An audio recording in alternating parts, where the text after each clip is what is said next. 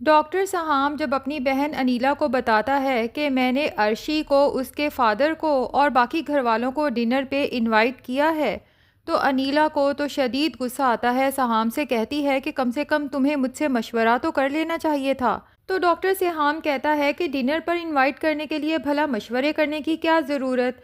और फिर अपनी बहन से कहता है कि मैं सोच रहा हूँ आज फ़ैसला हो ही जाए, चूँकि अर्शी के फादर भी आ रहे हैं, तो आप आज मेरी और अर्शी के रिश्ते की बात कर ही लें। तो अनीला गुस्से होते हुए कहती है कि तुम्हें इतनी जल्दी उन्हें डिनर पे बुलाने की आखिर ज़रूरत क्या थी, मैं बिल्कुल भी फारिग नहीं हूँ। तो डॉक्टर सहाम को बड़ा अजीब लगता है, अपनी बहन को समझाता है कि आपने कौन सा बहुत एहतमाम करना है, सब कुछ अरेंज हो जाएगा। जहाँ तक वक्त की बात है तो आप थोड़ा सा वक्त तो डिनर के लिए निकाल ही सकती हैं। दूसरी तरफ अर्शी तो बहुत खुश है। अमाद से अपनी खुशी शेयर करते हुए कहती है कि डॉक्टर सहाम ने आज बाबा को भी डिनर पे बुलाया है।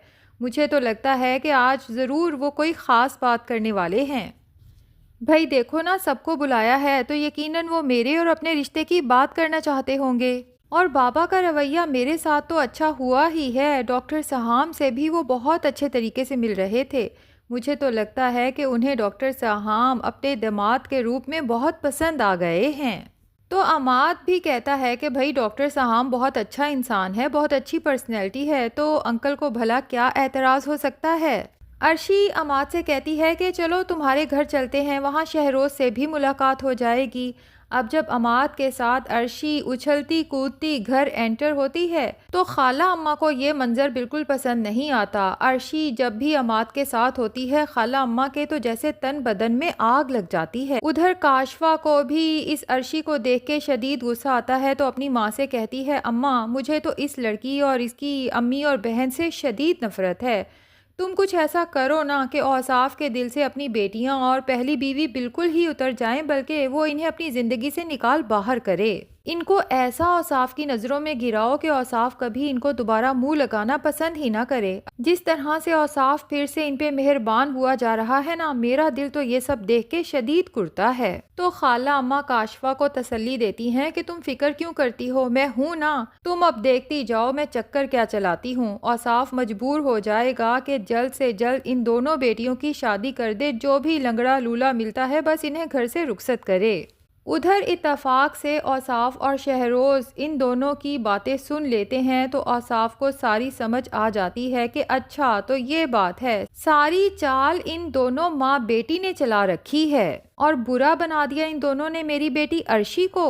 तभी तो उस दिन अर्शी इसे बातें सुना रही थी और मेरे सामने काशफा और खाला अम्मा ऐसे अच्छी बन जाती हैं कि मुझे भी यही शक होता रहा कि शायद अर्शी बदतमीज़ी कर रही है। और इन खाला अम्मा की चालाकियाँ तो देखो, इस उम्र में भी कितनी मक्कार हैं, मेरे सामने यूं शो कराती हैं जैसे इन्हें मेरी दोनों बेटियों की बहुत फिक्र है।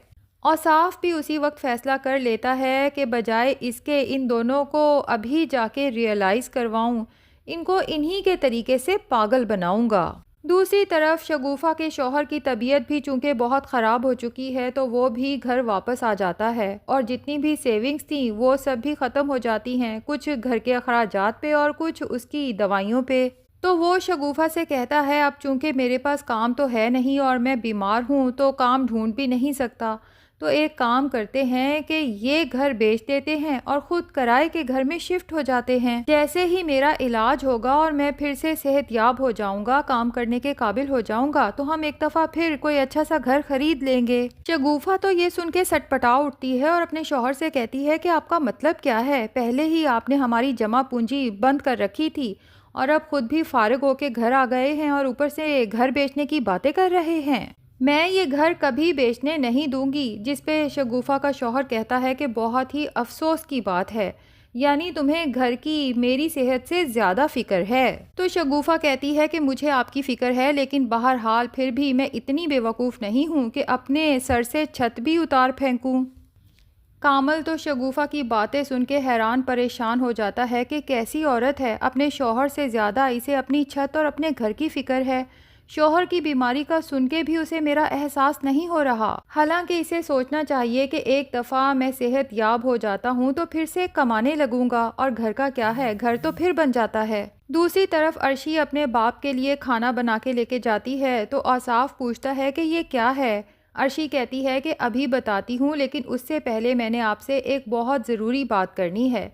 बहुत ही सीरियस बात है, आपने मजाक नहीं उड़ाना। तो औसाफ कहता है बेटे बताओ ना, जो भी बात है खुल के करो। अर्शी कहती है कि ये खाना मैंने बनाया है और आपने चख के बताना है कि खाना बना कैसा है। अगर मज़े का ना बना हुआ तो बस आपने चुप करके खाना है, मजाक नहीं बनाना। औसाफ कहता है बिल्कुल ही पागल है मेरी बेटी, मैं समझा पता नहीं ऐसी कौन सी बात करने वाली है। खैर शाम को औसाफ और सब घर वाले डॉक्टर सहाम के घर पहुंच जाते हैं डिनर के लिए, जबकि डॉक्टर सहाम की बहन घर में मौजूद नहीं होती। तो डॉक्टर साहब परेशान हो जाते हैं, बार बार बहन को कॉल और मैसेजेस करते हैं कि आपी आप कहाँ रह गई हैं। घर में मेहमान भी आ चुके हैं, जिस पे उसकी आपी कहती हैं कि भाई मैं बाजार में हूँ, क्या हो गया अगर मेहमान आ चुके हैं। सहाम अपनी बहन की ये बात सुन के परेशान हो जाता है और कहता है आपी कैसी बातें कर रही हैं, मेहमानों को इंतज़ार नहीं करवाते।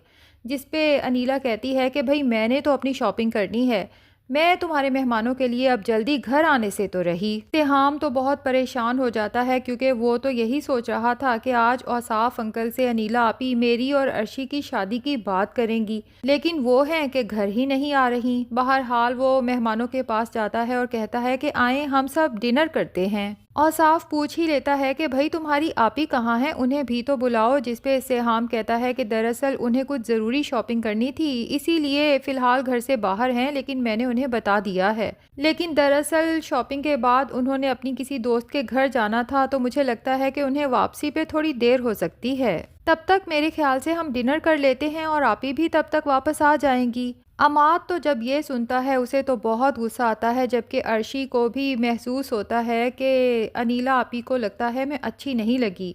तभी तो उन्हें पता भी था कि आज हम लोग डिनर पे आने वाले हैं, लेकिन वो घर से गायब हैं। सीमाप को भी यही महसूस होता है कि लगता है सिहाम की बहन को मेरी बेटी पसंद नहीं आई, तभी तो वो जानबूझ के ऐसी हरकतें कर रही है। वरना जिस दिन घर पे किसी को इनवाइट किया जाए तो उस दिन शॉपिंग को कैंसिल भी किया जा सकता है। अब ये सब लोग तो डिनर करके घर वापस आ जाते हैं, जबकि अनीला जो बहुत लेट घर पहुंचती है तो डॉक्टर सिहाम उससे पूछ ही लेते हैं कि आपी मैंने आपको बताया था ना कि आज उन लोगों ने डिनर पे आना है और आपने मेरी और अर्शी की शादी की बात करनी है, तो आखिर आप इतनी लेट घर क्यों आई हैं। तो अनीला सिहाम से कहती है कि मैं इतनी फारिग नहीं हूँ कि दूसरे लोगों के डिनर या दावतों के पीछे अपने ज़रूरी काम छोड़ दूँ। डॉक्टर सिहाम कहता है आपी मैं तो सिर्फ इसलिए कह रहा हूँ कि पता नहीं वो लोग क्या सोच रहे होंगे, क्योंकि वो लोग बार बार आपका पूछ रहे थे। तो अनीला खुदगर्जी की इंतहा करते हुए कहती है कि वो लोग जो सोचते हैं सोचने दो, हमने किसी की सोच पे पहरा तो नहीं लगा रखा। और वैसे भी सिहाम मैं तुम्हें पहले भी बता चुकी हूँ कि मुझे वो लोग बिल्कुल भी पसंद नहीं है और ना ही वो लड़की मुझे तुम्हारे काबिल लगती है। वो तो घर बसाने वाली लड़की लगती ही नहीं, मैंने उसकी हरकतें देखी हैं, वो तो बड़ी अजीबो गरीब किस्म की हरकतें करती है। तुम्हारे टेस्ट को हो क्या गया है सिहाम। दूसरी तरफ अर्शी की माँ को जब पता चलता है कि कामल आया हुआ है और उसकी तबीयत ठीक नहीं है तो वो बहुत परेशान हो जाती है। अर्शी से कहती है कि मैं अपने भाई को मिलने जाऊंगी, जिस पे अर्शी कहती है कि कोई ज़रूरत नहीं है, उन लोगों ने जब हमें अपने घर से निकाल दिया था तो आपको वहाँ जाने की आखिर ज़रूरत ही क्या है। सिमाप कहती है कि मैं अपने भाई को ऐसी हालत में छोड़ तो नहीं सकती, वो बीमार है और जाहिर है कि ऐसे में उसे अपनी बहन की ज़रूरत होगी। अर्शी और अनुशी के मना करने के बावजूद भी सिमाब अपने भाई कामिल से मिलने जाती है और जब देखती है कि वो इस कदर बीमार है, कमज़ोर हो चुका है, तो बहुत फ़िक्रमंद हो जाती है और कामिल से कहती है भाई आप मेरे साथ चलें, मैं आपका ख्याल रखूंगी। यहाँ पर तो पता नहीं आपका कोई ख्याल रख भी सके या नहीं, क्योंकि शगुफ़ा भी तो बाकी कामों में मसरूफ़ होती है, ऐसे में भला आपका ख्याल कैसे रखेगी। शगुफ़ा भी फटाफट कहती है कि हाँ हाँ ठीक है, ले जाओ अपने भाई को अपने साथ। वैसे भी अगर तुम अपने भाई को ले जाओगी, इसका ख्याल रखोगी, तो ये कोई एहसान नहीं है। अब जाहिर है कि मैंने और तुम्हारे भाई ने कितने अरसे तो तुम्हें अपने घर में रखा है, तो तुम्हारा इतना तो फ़र्ज़ बनता है ना कि अब तुम्हारे भाई की तबीयत ख़राब है तो तुम उसकी थोड़ी खिदमत ही कर लो। कामल तो अपनी बीवी की जब ये सब बातें सुनता है तो उसे तो शदीद शर्मिंदगी और अफसोस होता है कि जिस बीवी के कहने पे मैंने अपनी बहन को घर से निकाला, आज वही बहन मेरा एहसास कर रही है और मेरा ख्याल रखने के लिए भी कह रही है, जबकि बीवी जिस पे मैं पैसे लुटाता रहा वो मेरे मुश्किल वक्त में मुझसे जान छुड़ाने की कोशिश कर रही है। उसे शौहर से ज़्यादा घर अजीज़ है। और उधर अनीला का शौहर मशीर उसे कॉल करके कह देता है कि मेरी बहन ऐमन वहाँ पहुँचने वाली है। एक बात कान खोल के सुन लो कि अगर तुम्हारे भाई सहाम ने मेरी बहन ऐमन को वक्त ना दिया या उसके साथ आराम से बात ना की या इस रिश्ते से इनकार किया तो फिर तुम भी तलाक के लिए तैयार रहना। तो नाजरीन, क्या लगता है अनीला सहाम को इमोशनली ब्लैकमेल करके ऐमन के साथ शादी के लिए राज़ी कर लेगी, क्योंकि दूसरी सूरत में उसका अपना घर ख़राब होता है? कमेंट सेक्शन में अपनी राय का इजहार ज़रूर करें। वीडियो पसंद आई है तो लाइक और चैनल को सब्सक्राइब भी ज़रूर कर लें।